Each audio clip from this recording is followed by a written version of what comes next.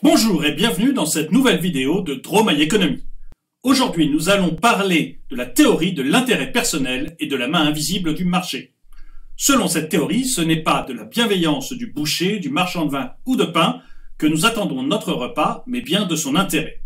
On ne s'adresse pas à l'humanité de Leclerc ou de Carrefour, mais bien à leur égoïsme. Ce qui intéresse tout commerçant, tout artisan, c'est avant tout le moment où vous passerez à la caisse. C'est la théorie de l'intérêt personnel. Cette théorie d'Adam Smith, reprise de Mandeville et des physiocrates, indique que mon boulanger fera le meilleur pain possible, non parce qu'il m'aime, mais parce qu'il veut me le vendre.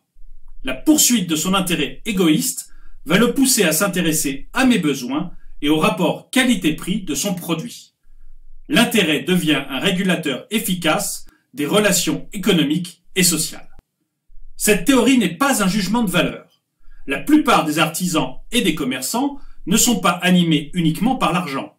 Ils aiment leur métier et le font de leur mieux. Mais un artisan ou un commerçant qui travaillerait que pour la beauté de son art et qui ne vendrait rien, finirait assez mal. Son but est donc de faire ou de vendre ce que ses clients veulent au meilleur prix. C'est la même chose pour tout chef d'entreprise. Son intention n'est pas de servir l'intérêt public, et il sait rarement à quel point il est utile à la société. En développant son entreprise, il ne pense ni à la croissance du produit intérieur brut national, ni à la baisse du chômage, mais bien à son propre gain. En cela, il est conduit par une main invisible à accomplir une fin qui n'entre pas dans ses intentions. C'est la théorie de la main invisible. Le chef d'entreprise, en cherchant son intérêt personnel, va concourir au bien commun.